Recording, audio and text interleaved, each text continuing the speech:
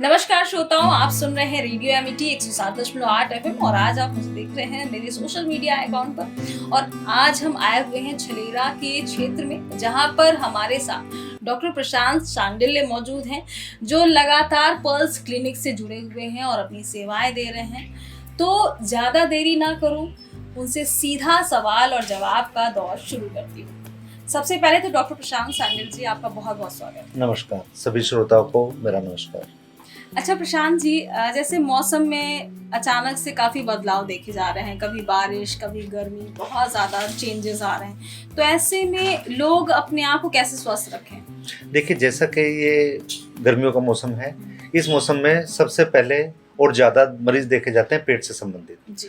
पेट सभी का तभी सही रह सकता है जब अच्छा आहार विहार, सफाई का ध्यान रखते हुए हर चीज़ को मौसम के हिसाब से लिया जाए। अगर उसमें कहीं भी कमी रहती है तो उल्टी, दस्त, बुखार आजकल जो देखने में जा रहा है, तो यही एक वो रोग है जो इस मौसम में खास तौर से बच्चे बड़े किसी भी उम्र में लूज मोशन और डिसेंट्री वोमिटिंग देखी जा रही है। इससे बचने का सीधा तरीका, आप उबला हुआ पानी लें, साफ पानी पिएं, फल सब्जी का इस्तेमाल करें, ज़्यादा से ज़्यादा अपने आप को डिहाइड्रेट रखें। अच्छा प्रशांत जी, जैसे कि अभी काफ़ी लोग ऐसे भी हैं जो पहले तो डॉक्टर को नहीं दिखाएंगे, कोई भी बीमारी कोई भी तकलीफ होती है तो खुद ही गए केमिस्ट से दवा लेकर आए।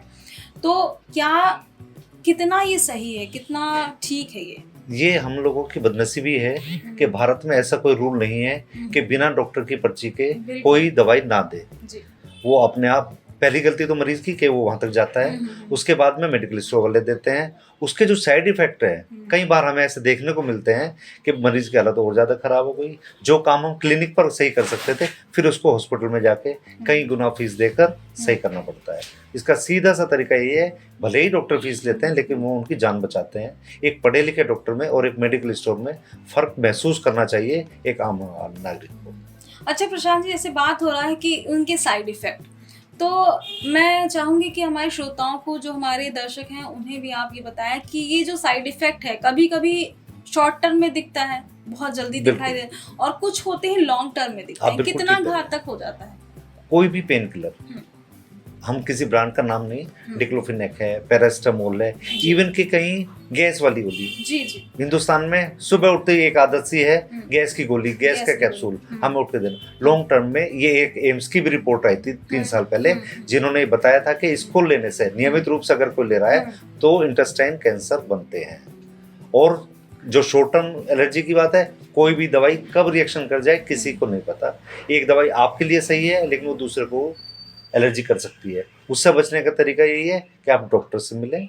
डॉक्टर, अगर वो एलर्जी होती है, डॉक्टर के ट्रीटमेंट में भी एलर्जी हो सकती है, लेकिन डॉक्टर उसको तुरंत कंट्रोल कर सकता है। स्टोर वाले कुछ नहीं कहेंगे, वो तो डॉक्टर के पास भेज दें, हॉस्पिटल ले जाएं, फिर केस भी करता है। तो ये सब चीज़ें अगर एक पढ़ा लिखा डॉक्टर करेगा तो वो उसको कंट्रोल भी करना जानता है। तो इसलिए बाहर से दवाइयाँ नहीं लेनी चाहिए। बिल्कुल सही कहा आपने कि बाहर से जो दवाएं हैं वो कितनी ज़्यादा घातक हो जाती हैं, अभी नहीं समझ में आ रहा है, बाद की चीज़ों में वो समझ में आएगा। अच्छा सर, अब आपसे ये समझना चाहूँगी कि जैसे कि जो ग्रामीण क्षेत्र से लोग आ रहे हैं, आपसे ट्रीटमेंट करवाते हैं, शहरी क्षेत्र से लोग आते हैं, कौन सी ऐसी चीज़ है जो आप उनमें देखते हैं, कोई ऐसी कमी जिसको आप सही करना चाहते हो? आजकल आप किसी भी पेशेंट का, ज़्यादातर में अगर हम 10 पेशेंट का विटामिन डी चेक कराते हैं, विटामिन B12 कराते हैं, सभी का कम है। सभी का ज़्यादातर। इसका मेन क्या रीज़न है, कैसे कम? लाइफ स्टाइल, सुबह देर से उठना, हाई राइज अपार्टमेंट, घरों में धूप की रोशनी नहीं पहुंचना। कुछ लोग ये समझते हैं हम तो 12 बजे 1 बजे धूप में रहते हैं, धूप में जाते हैं, तो हमारा विटामिन डी क्यों कम है। ऐसा नहीं है। सुबह जब बिल्कुल अर्ली इन द मॉर्निंग सुबह सूर्योदय होता है, वो 20 मिनट आधा घंटे की जो रेज है वो विटामिन डी देती हैं, भरी दोपहरी नहीं। तो इसकी बहुत है। बच्चों में आप किसी भी अस्पताल में चले जाएं, स्कूल में चले जाएं, हर बच्चे में एनीमिक, सभी में खून की कमी है, कैल्शियम की कमी है।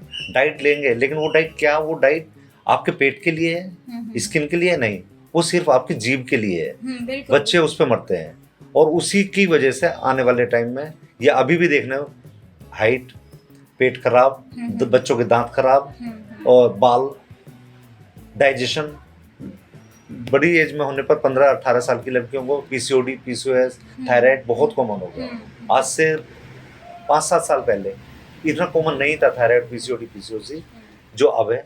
आजकल हर लड़की इससे ग्रसित है। तो इसका मूल कारण वही है, सारी जो बाहर के पैकेट वाली चीजें, मैदा, चीनी, जंक फूड, ये इसका कारण है। इससे बचना चाहिए। अच्छा, जैसे कि आपने अपनी बातों में कहा कि पीसीओडी की जो समस्या आ रही है, कम उम्र की लड़कियां हैं, एनीमिक हो रहे हैं बच्चे, मेनली जो रीज़न देखा जा रहा है वो पूरी तरीके से हम डाइट को ही कह सकते हैं कि डाइट ही मेन एक रीज़न है। नहीं, बहुत सारी दवाइयाँ भी हैं। हार्मोनल थेरेपी अगर करते हैं पीसीओडी हो सकती है। और जितने भी मेन खाना, जंक फूड, लड़कियां बाहर काम करती हैं, घरों का खाना खाने का समय नहीं है, जो मिला खाया, सस्ता के चक्कर में अपना स्वास्थ्य बिगाड़ रही है। पीसीओडी का एक कारण वो भी है। हार्मोनल चेंजेस जो है वो लाइफस्टाइल ही एक फैक्टर है। अच्छा प्रशांत जी, यहाँ एक चीज़ और समझना चाहूँगी, जैसे कि अभी मौसम में काफ़ी बदलाव आ गया है, तो ऐसे में बच्चे बहुत परेशान हो रहे हैं, डाइजेशन उनका बहुत ज़्यादा वीक हो रहा है, क्या करना चाहिए माता पिता को? जो मौसमी फल, मट्ठा, दही का इस्तेमाल करें। फल ज़्यादा लें, पानी ज़्यादा लें, इलेक्ट्रोलाइट इम्बैलेंस ना होने दें, लिक्विड ज़्यादा लें, पानी ज़्यादा लें, फलों का ध्यान रखें, नमक अपने भोजन में और सलाद के रूप में ज़्यादा से ज़्यादा चीज़ें खाएं जिससे उनको पानी की कमी ना हो। पानी की कमी की वजह से ही ये चीज़ें हैं जो इस मौसम में देखी जा रही हैं। अच्छा सर, जैसे कि हम जब भी माँओं से मिलते हैं, बहुत सारे पेरेंट्स हमसे मिलते हैं, उनका सिर्फ एक ही सवाल होता है कि हमारे बच्चे जंक फूड बहुत ज़्यादा खाते हैं, अच्छा खासा क्वांटिटी में खा रहे हैं, खाने को बिल्कुल भी वो देखना नहीं पसंद करते हैं। मेरा पहला तो सवाल ऐसे में जी उन्हीं माताओं से, उन्हीं पेरेंट्स से है, फादर से, पेरेंट्स से है, वो पहला स्वाद किसने दिखाया बच्चे को? ऑब्वियस माता पिता नहीं। अगर उसमें बच्चे की लत पड़ रही है, कसूर पहला किसका? सजा किसको मिले? सजा मिलती है फिर उस बच्चे को, उसका शरीर, उसका डाइजेशन, उसकी हाइट, ग्रोथ, मेंटल, फिजिकल, वो डिस्टर्ब होती है। एक लालच देते हैं, बेटा टॉफी ले, स्कूल जा, पापा मैं तब जाऊंगा जब आप मुझे बर्गर दोगे, मम्मी मेरे लिए चाउमीन बना दो, मम्मी को पराठा देने में दिक्कत नहीं है, लेकिन वो जो बच्चे को पहली रिश्वत दी, ये ले टॉफी, चल स्कूल, वो एक जड़ जो बीज बो दिया, वो जब पेड़ बनता है तो वो माँ बाप के लिए और इस समाज के लिए दुखदायी है। अच्छा डॉक्टर प्रशांत जी, जैसे कि आपने बच्चों में कहा कि एनीमिक हो रहे हैं बच्चे, तो क्या इसको एक इस पैटर्न से भी हम देख सकते हैं कि बच्चे जंक फूड की तरफ ज्यादा चले गए, इस वजह से भी बच्चे एनीमिक हो रहे हैं? बिल्कुल, क्योंकि बच्चे अनार खाना पसंद नहीं करेंगे, अनार का पैकेट वाला जूस ले लेंगे। जी जी। क्या वो रियल जूस है? कोई भी जूस जो हम ओपनली लेते हैं, अपने सामने निकलवा लें, और एक पैकेट बंद जूस अपने आप में डायबिटीज को बढ़ावा दे रहा है। उसमें मीठे पानी के अलावा कुछ नहीं, चीनी की क्वांटिटी इतनी है कि बच्चे आगे चल के शुगर के पेशेंट बनते हैं, डायबिटिक बनती है बच्चों को। तो इसलिए इन चीज़ों को नजर, जितना नेचुरल बच्चों को रखेंगे या बच्चे रहेंगे। बच्चे समझते हैं, लेकिन वो तब तक देर हो जाती है, या तो फीमेल पेशेंट अपने पीसीओडी, मेंस्ट्रुअल साइकिल से डिस्टर्ब रहेंगी, कुछ ना कुछ हार्मोन ग्रोथ में इम्बैलेंस होता है, या थायराइड जेनेटिकली ना हो तो वो जेनेटिक कहीं से तो शुरुआत होती है, तो इसलिए वो गर्ल्स वहाँ से परेशान होती है। बच्चों में फैट, मोटापा देखा जा रहा है, उसका कारण यही खाना पीना, जंक फूड, आराम, फिजिकल एक्टिविटी कम, क्लासरूम से स्कूल, स्कूल से कमरे में मोबाइल देख लिया, टीवी देख लिया। कितना हम अपने बड़े पेरेंट्स के साथ में बैठते हैं, वॉक कितना करते हैं, सुबह उठते ही आप कभी देखें स्कूल की बसें, बच्चे सुबह सोते हुए जाते हैं, टिफिन में वही जंक फूड बना दिया, ब्रेड दे दिया, मैदा और चीनी। अगर ये चीज़ें समाज से हट जाए तो बच्चों का कैरियर, हमारा युवा बहुत स्वस्थ हो सकता है। अच्छा सर, एक चीज़ यहाँ अगर मैं आपसे समझूं कि जंक फूड है वो पूरी तरीके से हम उसको बाहर नहीं कर सकते, नहीं कर सकते, एक बहुत बड़ा एक चैलेंज है। हाँ। और सभी के सामने है, बच्चों के ही नहीं, जो हमारी यूथ है, जो हमारी जो न्यू जनरेशन अभी है, जो वर्किंग है, जो कॉलेज गोइंग बच्चे हैं, वो भी जंक फूड से ज़्यादा इन्वॉल्व हो रहे हैं। तो ऐसे में हम कैसे उनको थोड़ा सा हेल्दी डाइट की तरफ डाइवर्ट कर सकते हैं? क्या कुछ वो करें? पहला स्टेप। ठीक कह रही हैं, उससे ना हट सकते हैं, आप और हम भी खाते हैं बिल्कुल, लेकिन एक नियम बना लें। हाँ, 6 दिन घर का, 1 दिन बाहर का, बैलेंस रहेगा। आप 15 दिन का बना ले, एक टाइम शेड्यूल से चलें तो शायद इस चीज पर कंट्रोल किया जा सकता है। सभी का मन करता है, लेकिन उस मन को हमेशा रहना और कभी कभी उसको मैनेज करना ही लाइफस्टाइल का एक पार्ट है। एक इंटरवल दें उसको, एक तरीके से ये भी कह सकते हैं। इंटरवल पूरे लगातार 6 दिन आप घर हाँ, पे 6 दिन का एक हम- संडे दे दो बच्चे को, जी। बच्चे का बर्थडे वाले दिन कह दो, जिस हाँ। महीने बर्थडे है कि बेटा उस दिन चलेंगे, लेकिन तुझे अगले पूरे 25 दिन कुछ नहीं खाना। हाँ, कुछ नहीं खाना। ये लालच देना बंद करें जी। कि तेरे इतने नंबर आएंगे तो तुझे हम पार्टी देंगे, तेरा ये केक आएगा, तुझे ये गिफ्ट देंगे। वो जो लालच है वो गड़बड़ कर देता है। अच्छा, अभी जितने जो हमारे युवा लोग हमें देख भी रहे हैं, सुन भी रहे हैं, उनके लिए क्या आप मैसेज देंगे? क्योंकि यूथ होता है वो कहीं ना कहीं बहुत ज़्यादा एम्बिशियस होता है अपनी फिजिकल स्ट्रेंथ को बढ़ाने के लिए, अपने आप को मेंटेन करने के लिए, लेकिन फिर भी कुछ चीज़ें ऑब्स्टिकल की तरह काम करती हैं। मेंटेन रखना बहुत अच्छा है, लेकिन वो जरूरी नहीं कि जिम जाकर हो।